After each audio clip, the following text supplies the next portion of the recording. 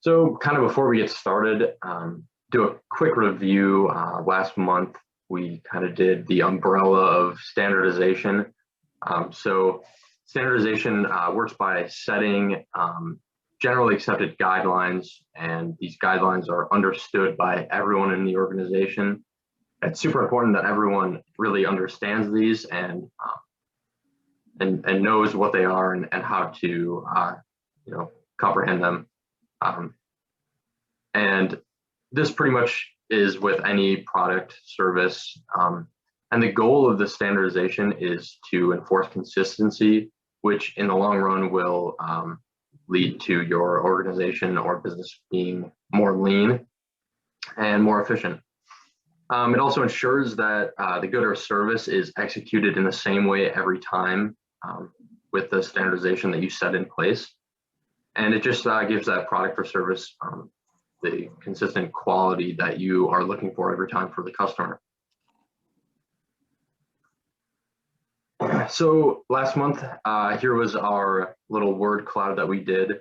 You can see organization was a big word in there. When words that come to mind when you think of standardization. I see a couple other ones in there: order, orderly, consistency, reliability. All of these are really great words that relate to standardization. So again, standardization is any process used to develop and implement metrics, all about being lean, creating that consistency, and creating a strong workflow without error or waste.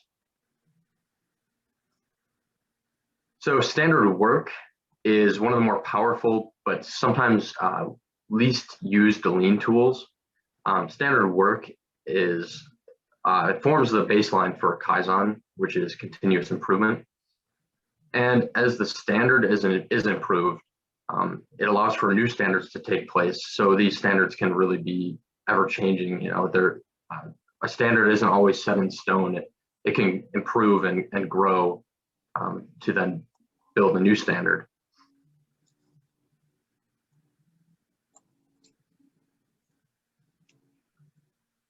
So standard work is the best current practices. So as I said before, these can always change and improve, but it's the best current practices for setting, communicating, following, and improving. So Toyota TPS details the definition as of the current best practice for performing a process. The term current is key because the standard isn't fixed, as I mentioned previously.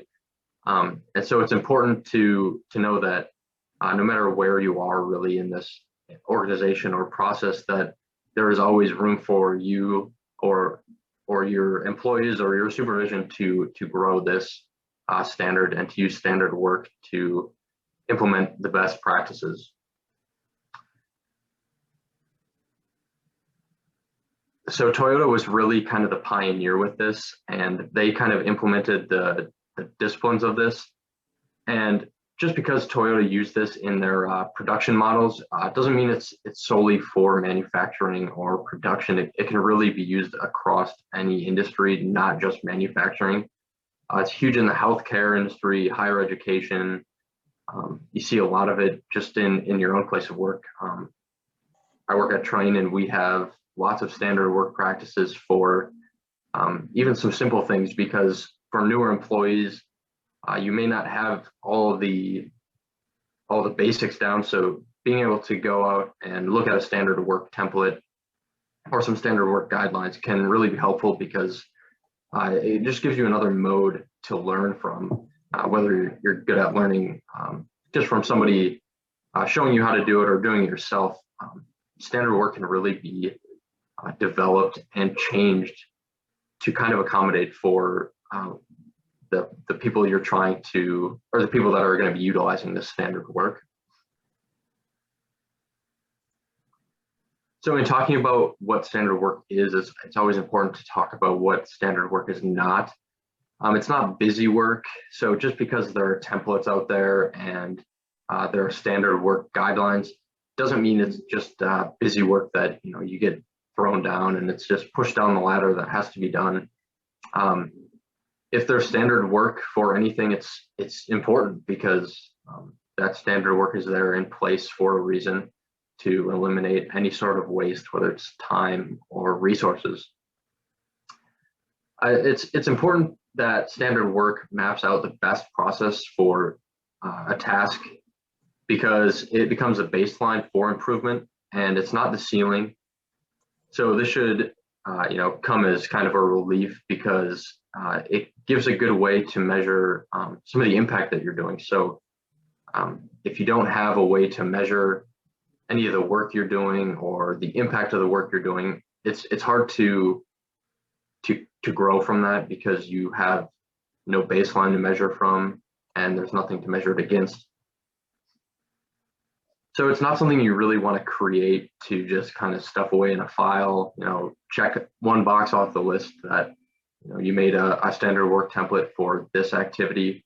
It's supposed to be something that's readily available, visible in the office, visible in whatever manufacturing line you're in or warehouse. Good ways to do that are having it on a shared folder. If you have a drive across your company that you use shared folders for, having it labeled something simple and easy in a shared folder, or even having it posted somewhere right where everybody can see it with large lettering, bright colored signs or anything like that. So it's really readily available because it's all there for a reason. And you don't want your employees to think that it's just another way for upper management to kind of micromanage, or even if you're an employee, you don't want to kind of fall into that mindset of a micromanagement tactic because that's not truly what it is. And it's not anything that's random or inconsistent. Like I said before, it should be spread across and widely known by everyone as something that you want to make sure is really out there. And so in supporting lean culture, it makes it easy, safe, and effective.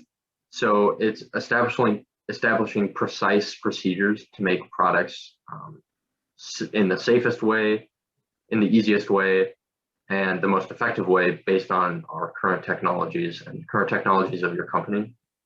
This can reduce cost, which is a huge one, and it can reduce time, which also in turn reduces cost. And it just saves from error in different things that employees may come across in whatever it is they're doing, from a production line to an office job, working through something that should be a standard work, but is not, causing error and inconsistencies.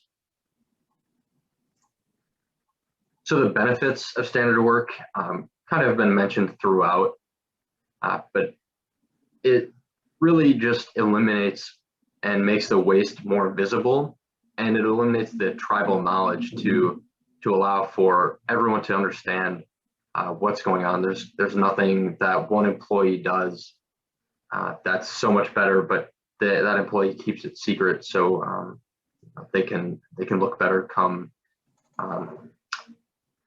evaluation time. It's spread across everybody, making it standard. It usually improves morale and motivation. Again, so there's no error, there's no guesswork involved in it. And the key to it is it really gives better customer satisfaction, and it simplifies and speeds up your onboarding for new employees. As I said earlier, if a new employee isn't entirely sure of all the processes that go on, they're able to look at that and learn another way to do their job. So that will kind of roll us into our activity that we have planned for this month, and that will be drawing a pig. So if you have a piece of printer paper, typically works best, so we are able to kind of move on with, there are a couple of different drawing activities within this, but if you have a piece of printer paper that you have available, I'll kind of give everybody just a minute or two here to grab a piece of paper that they're able to draw on. If you get a couple of them, that'll work best because we have a few down the line here. So again, I'll just give you guys a few minutes here to grab some paper and your best drawing pen or pencil or crayon, whatever it may be.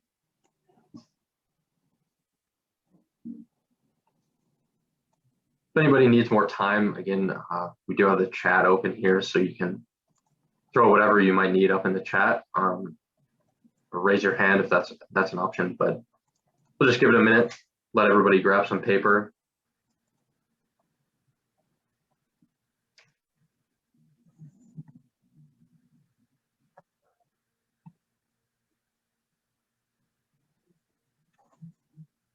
All right, looks like Jerry said he's got his crayon and paper ready to go. Probably tucked away in his desk for only occasions like this where pigs need to be drawn to some great ability here. So kind of for this first one, just draw a pig, as simple as that. I'll let you kind of have at it. That's all there is to it, just draw a pig. I'll let you know when time is up, but that's all there is for this first part of the activity, is to just draw a pig.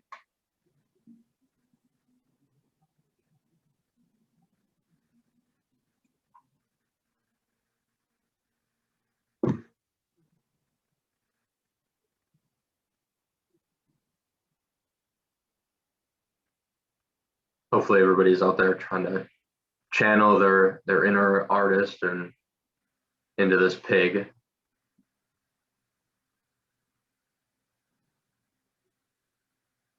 Feel free to put it in the chat when you're finished drawing.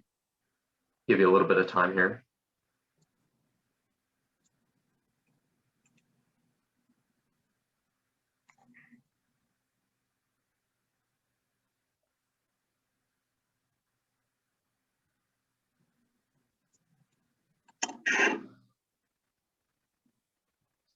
Alrighty, so we'll have everybody put their drawing, coloring utensils down. That'll be it for that one. If anybody wants to come on to turn their camera on, come on the screen here for a second and show the group your pig, that would be appreciated. All right, Jerry, looks like that's a good pig you got there. All right, looks good, everybody.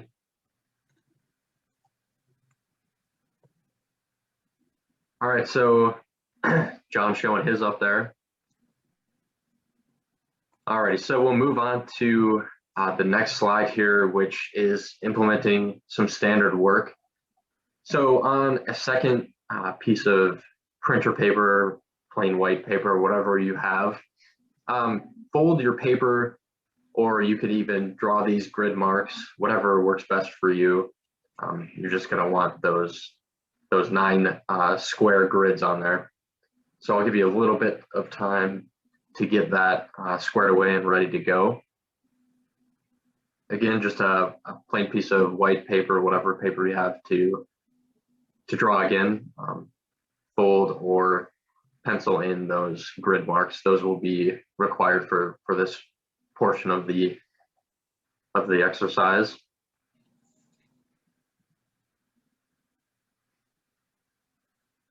Might take a little bit of time. If you just want, let me know in the chat if you guys are good to go or need a little bit more time so we can keep things moving.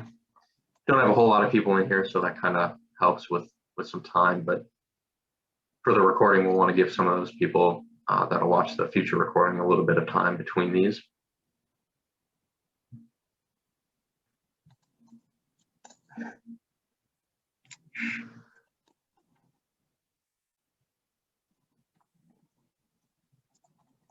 All right, is everyone good to go with their grid that they've got up? All right, looks like everyone's good. All right, so the next part of the instructions, you'll have 2 minutes to draw a second pig following the instructions that you see on the screen here. Let me know if you're having any trouble seeing those instructions, but your time will start now. Start at instruction number 1 there, and and just read through and make your way down to 14 at the end, and you should have a completed pig.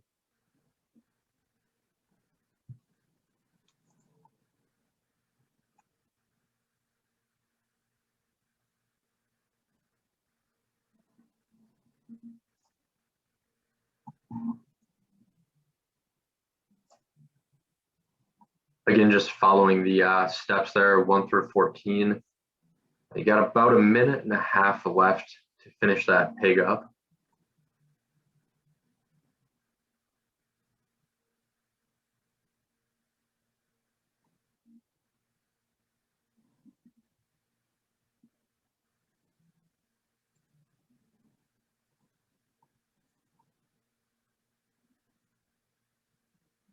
Looking at just under a minute here.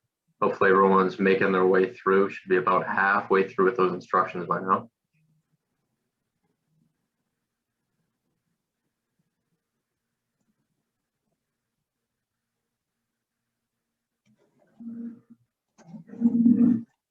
Closing in on 30 seconds here.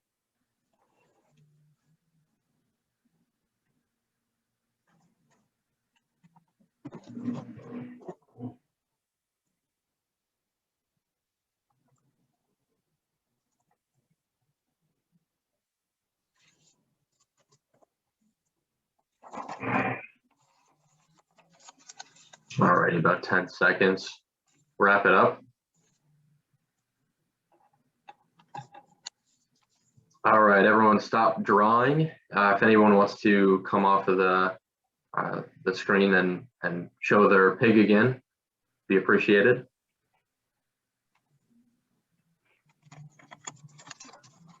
Got really fun. It looks like Tyler got some. Oh, Jerry seemed to get some color on his, so I don't know if that's quite what the instructions were, but that is looking good. Nailed it. I don't know if anybody else managed to get any color into theirs quite like that, but that would be impressive. All right, if anybody else wants to share their pig here real quick before we move on, you can do that. All right, so this is really what your pig should have looked like based on the instructions that were previously given before. Again, we can go back to those instructions here real quick. You see they're quite lengthy. There's a lot of verbiage there, just real lengthy instructions. You know, you can see it's using things like a third of the way up the sheet, draw this type of shape, draw an M in this exact spot. Just very lengthy instructions, and especially when you're given only 2 minutes to do this, to get through such a large amount of instructions is quite difficult when you're trying to complete a task such as drawing.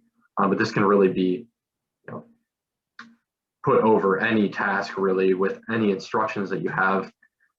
If you open up a standard work document and this pops up, it's going to be pretty daunting, and it's going to be pretty intimidating to have to try to follow, you know, each step word for word without missing anything. There's no real easy way to navigate through this other than the 1 through 10 or the 1 through 14 on the left side there. But this is what your pig should have looked like. If anybody has any ideas they'd like to throw out into the chat on why your pig doesn't look like this from these instructions given, feel free to put anything out there. Any reasoning or any suggestions as to why this set of directions may not have produced a pig that looks just like this. Again, if you have anything in mind, feel free to even unmute yourself or just put it into the chat for others to see.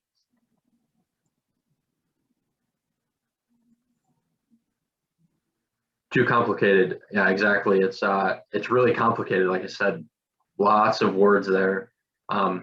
And yeah, there's no visual aids, so it's just the wording that you're having to read. Looks like everybody saying kind of the same thing there. Yeah, definitely difficult to look at something like this and produce something like this.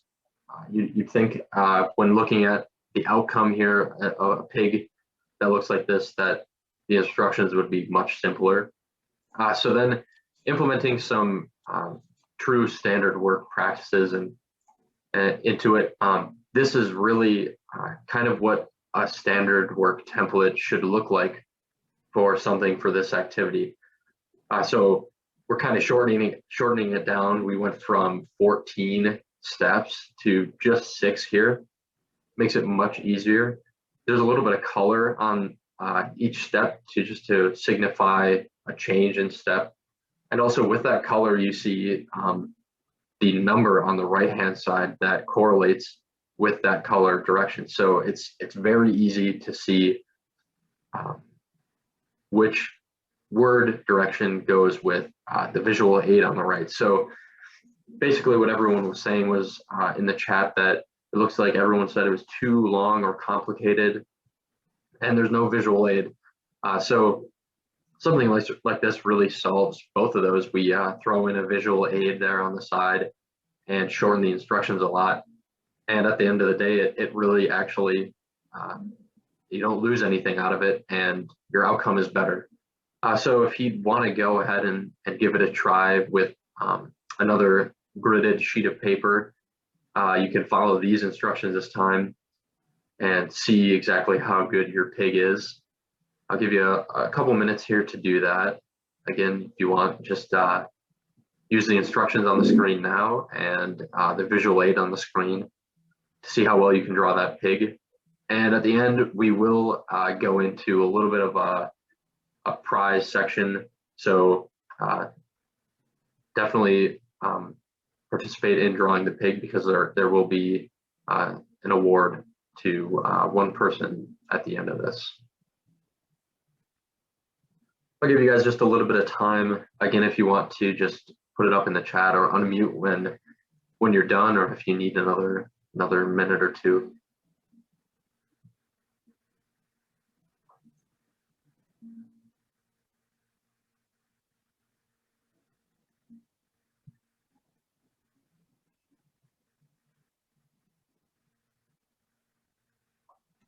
All right, looks like got some people wrapping up here. Should be closing up. I'll give you just another 10-15 seconds here and we'll be moving on.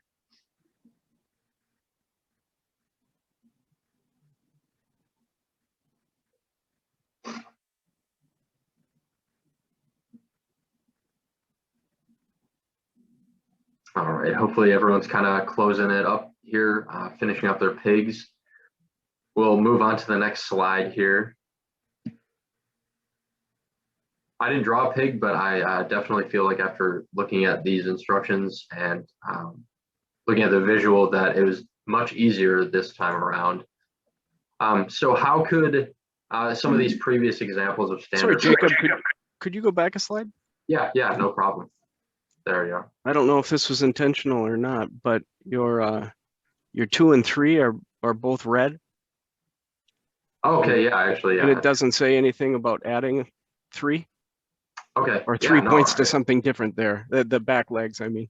Yeah, I appreciate that. We in this second slide, we were actually going to go through some ways to implement, but no, that's perfect actually that you pointed that out. That's awesome. So yeah, as I was going here, so what are some ways that this could be improved? So as was just mentioned, some of the coloring and numbering in there can be improved. And then if you want to lay your drawings of your pigs out, feel free to come off mute, put in the chat. Just let us know how your first pig compares to your second pig and how that compares to your third.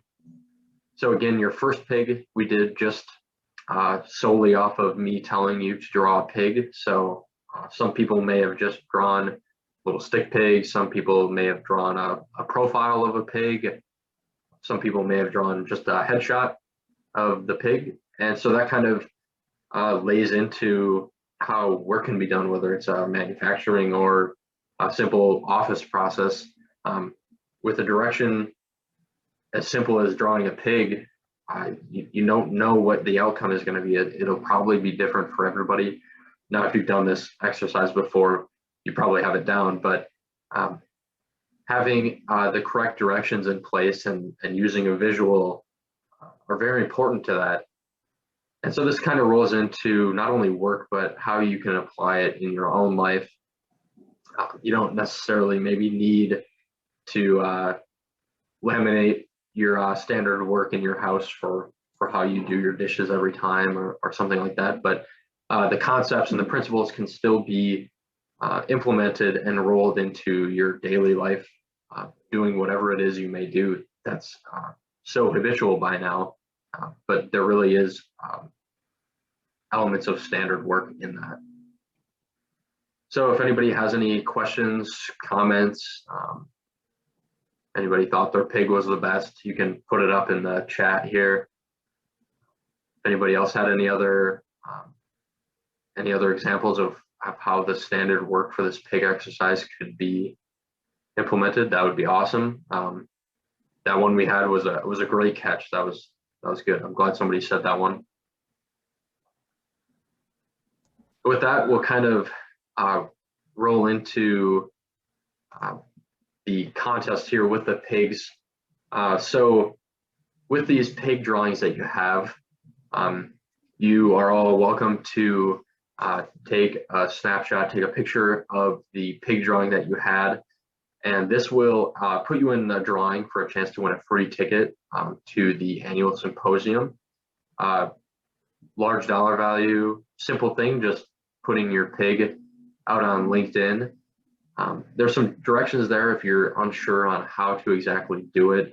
Go out to a LinkedIn, click post, add the photo of your beautiful pig that you just grew, and then in that photo, be sure to tag 7 Rivers Lean in there, because that's how we'll go into the LinkedIn to see who actually went in and uploaded their picture.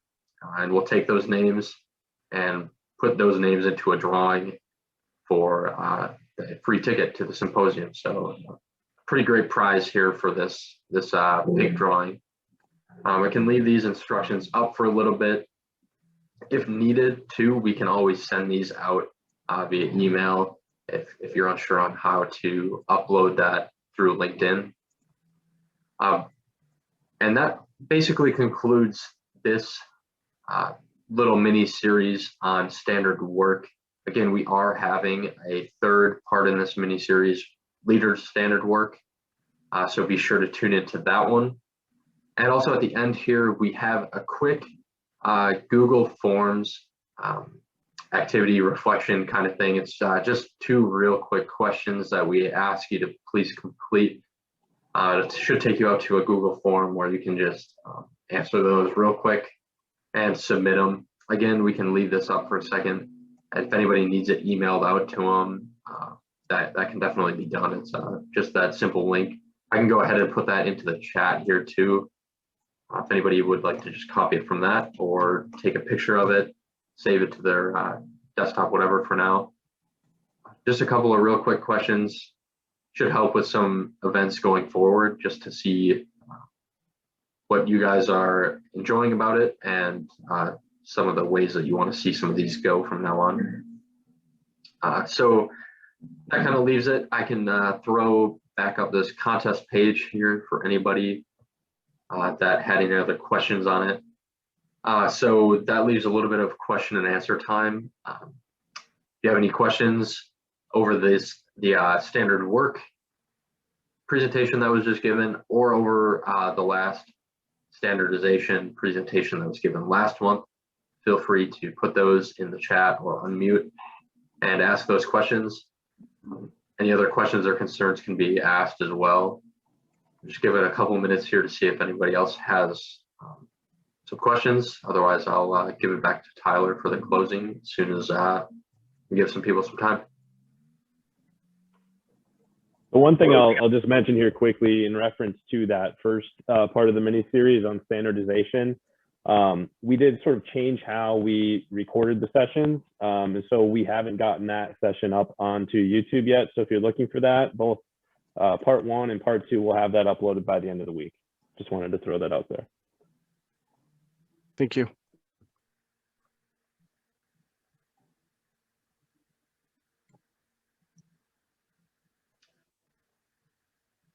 All righty, so that should be good. We can email this out for all the instructions here for any of those that are going to listen on the recording, or if you just didn't quite get it or are looking to upload it later in the day or at a future time here. We'll be sure to get those out to you guys. And we'll also send out the Google form link. It's just a couple of quick questions, just 2 real quick questions on there for you guys to answer to help us out. And then any other feedback can always be put in the chat or emailed directly to us. So I appreciate your time on this. Thanks for your understanding and joining us at a later date than it was anticipated, but it's appreciated, and look forward to seeing you next month for the Leader Standard Work series. Perfect. Yeah, thanks, Jake, for another great presentation on standardization, standard work, obviously this time. And just again, on behalf of Seven Rivers Lean, just want to thank everyone for attending today's session again. Don't forget to go ahead and take a picture of your pig and post it on LinkedIn. And again, be sure to tag Seven Rivers Lean Consortium, like the instructions say. Again, we'll go ahead and pick one person out of the group, and then you'll be entered into a drawing to win a free seat to this year's symposium. So that's exciting. And again, next month, we'll continue the standardization mini-series by talking about leader standard work. So look forward to seeing everybody for that, and expect an invite within the next week and a half. So again, on behalf of Seven Rivers Lean, I want to thank everyone for joining, and have a great rest of your day and stay safe. Thanks Very much. Thanks, everyone.